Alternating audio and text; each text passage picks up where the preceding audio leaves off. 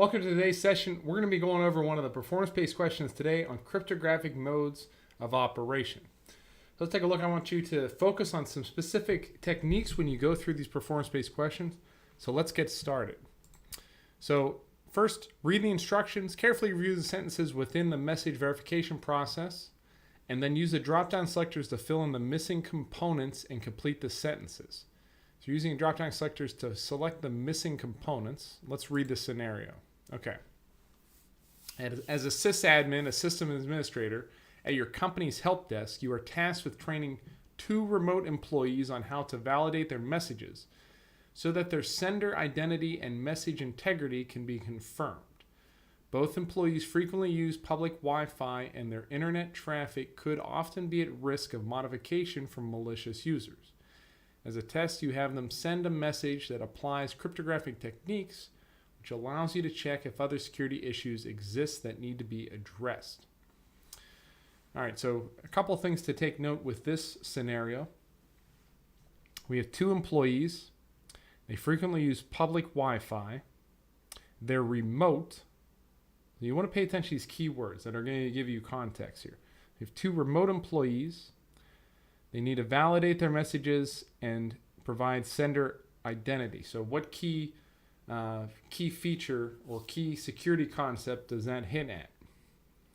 Hints at authentication, right? So we need to be able to authenticate those individuals. So we're basically going to be incorporating something that allows for that authentication.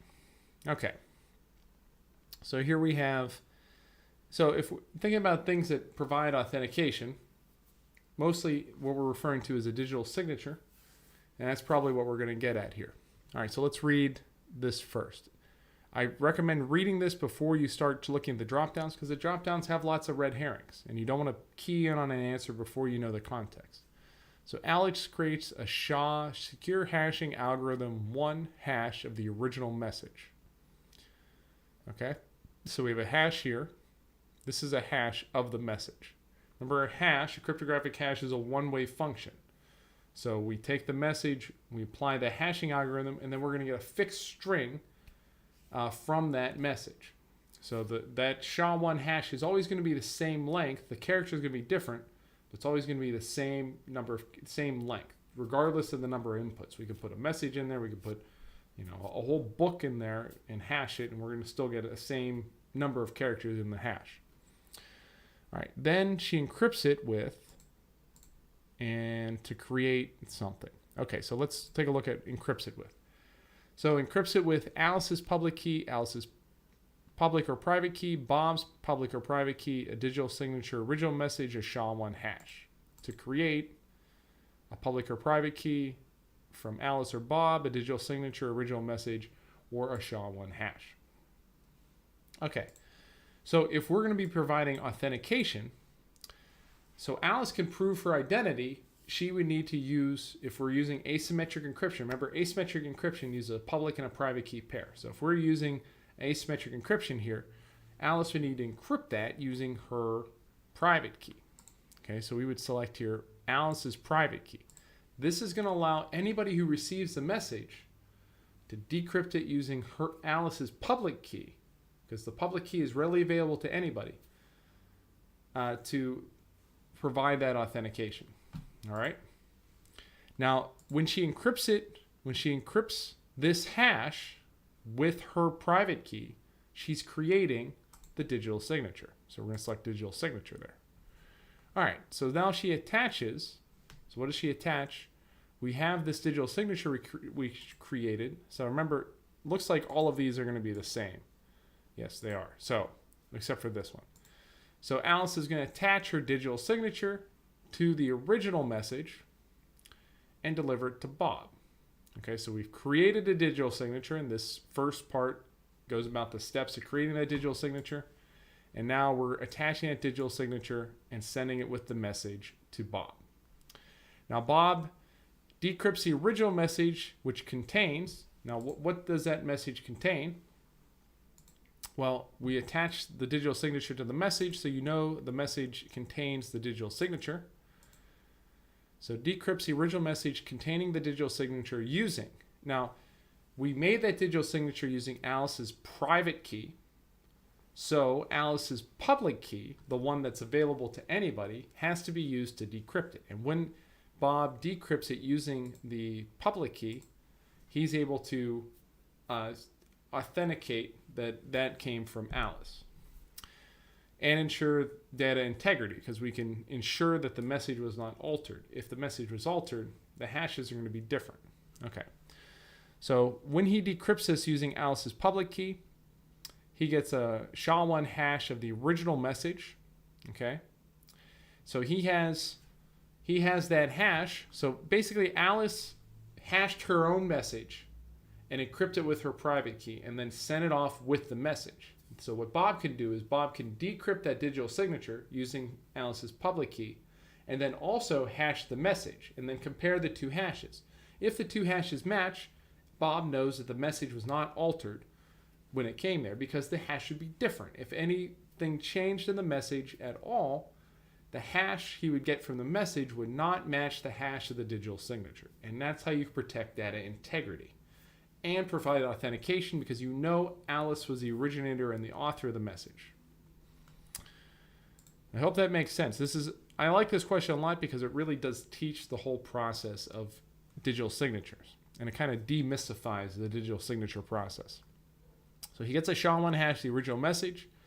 Bob then performs a comparison of the hash or message digest results and finds his computed hash is this. Okay, so we see this hash. This is the hash that Alice made, and this is the hash that Bob got. So can Bob confirm the message's integrity? Okay, so no, he can't because the hashes are different. Okay, if the hashes were the same, then message integrity would be maintained, but no, if they, since they aren't, he can't. So let's go ahead and finish. So we got that correct. Let's go ahead and read the explanation too, because this is very helpful. Digital signature is useful in proving whether a message has been changed in any way from a sender to a recipient or to prove a certain sender sent the message. And this is what we've been talking about here. To accomplish this, a sender must create a hash of the message or a fingerprint using a hash algorithm like secure hashing algorithm. Now, we're not going to be using SHA-1 anymore. We're probably going to be using SHA-2 or SHA-3. We're not going to be SHA-1. We don't really use that anymore, but it's the example given here. All right, so next, the sender must use their private key to encrypt the message digest or fingerprint in the message. Now, a message digest or hash is sometimes called a fingerprint in this scenario, so keep that in mind. Okay, I'm not going to read the rest of this because we've already gone through this. Hope that was helpful here. Let's go through another question here since we have a little more time. I think that's a really good one to help talk about the different, or explain how cryptographic functions operate. So I think it's really useful to go through that question in particular.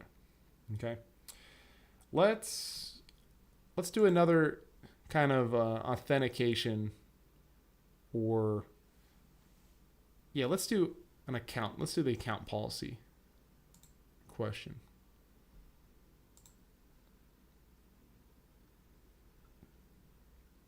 Okay, we'll do this one too.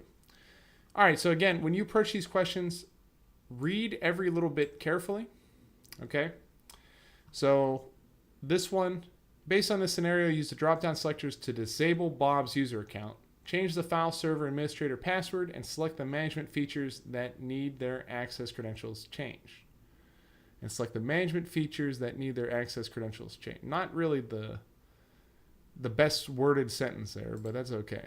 All right, in the scenario, here we go. In your role as a system administrator or sysadmin, you're responsible for the technical offboarding of employees leaving the organization. So people leaving or fired, we're going to get their access rights removed. Recently, your colleague Bob, who also had access to Windows administrator login credentials, has left the company for another job opportunity. Your manager is aware of the situation and has asked you to apply extra scrutiny to Bob's system access. Using identity and access management, you must ensure you have correctly offboarded Bob, including the use of his credentials to prevent any compromise of your organization's systems, whether on-premise or on the cloud.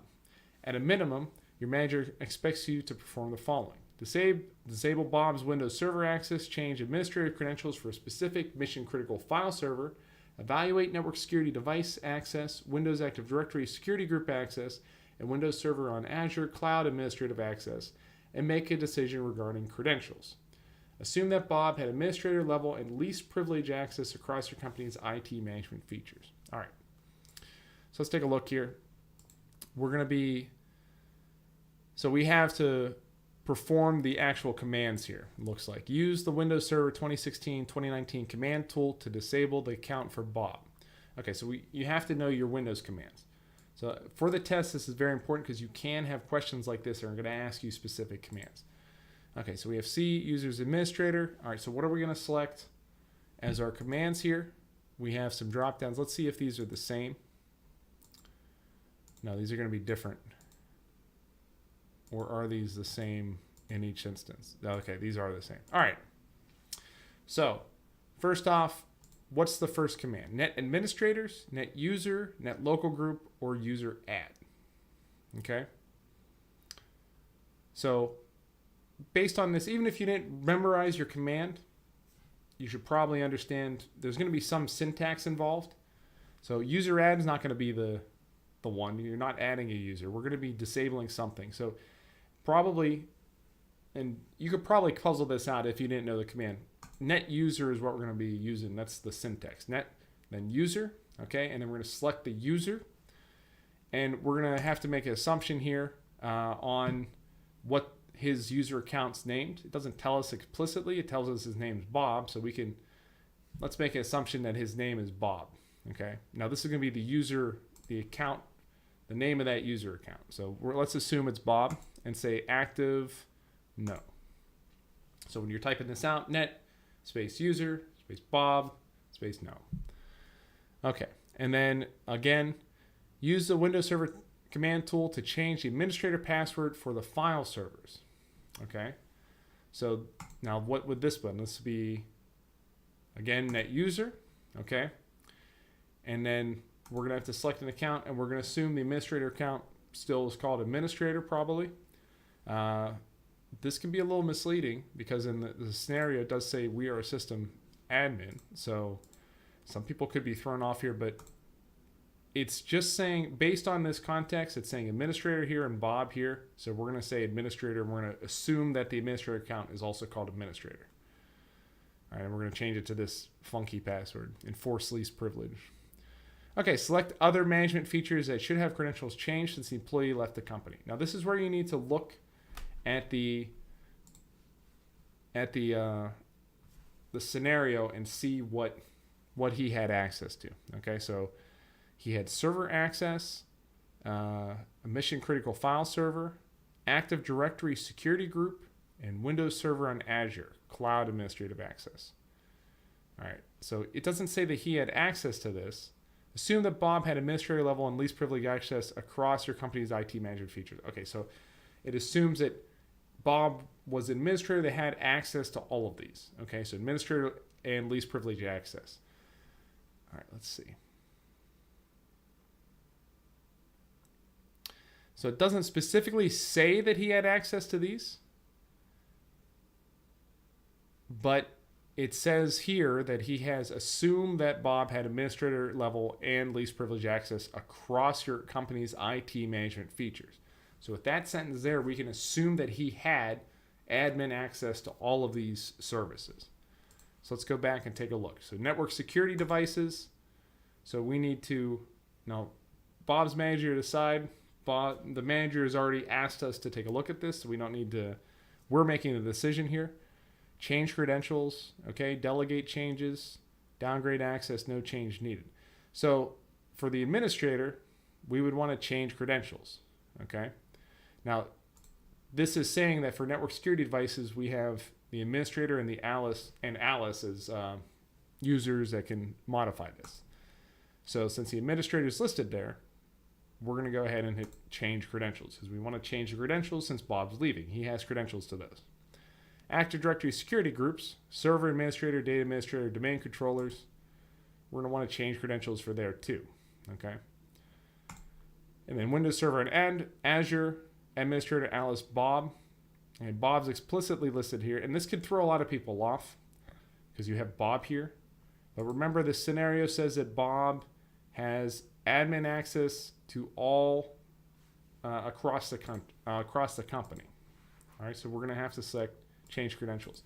Now, this part right here can really throw people off, especially on the exam. You might think, okay, do I really select the same answer 5 times in a row? And a lot of times with the CompTIA exam, yes, you do. That could really trip people up because they think, okay, well, it can't be the same answer over and over and over again. It can, and oftentimes it is. So don't be afraid to do that, okay? All of these other question answers here don't really apply here, okay? We're not going to be delegating changes. That doesn't make sense. We're the ones making the access decision. We're not leaving it up to Bob's manager. He already asked us to make the decision. There would be a change that is needed here, and downgrading access doesn't really apply here. We're not limiting some of the privileges for the admin account. So the credentials are what we want to target. Okay, so we did get that correct there. And I was correct. These are the same for each of these. Let's go ahead and read the explanation and just pick out some key points. Okay, it's saying that as a sysadmin, whenever a sysadmin has access, you need to change credentials to everything the sysadmin had access to whenever they leave the company or they're offboarded. All right, this is good. It tells us the correct syntax: net user Bob / active no. Okay, and that's what's listed there. And then the third task highlights the broad access administrator can have and the need to evaluate and change credentials immediately. So, yeah.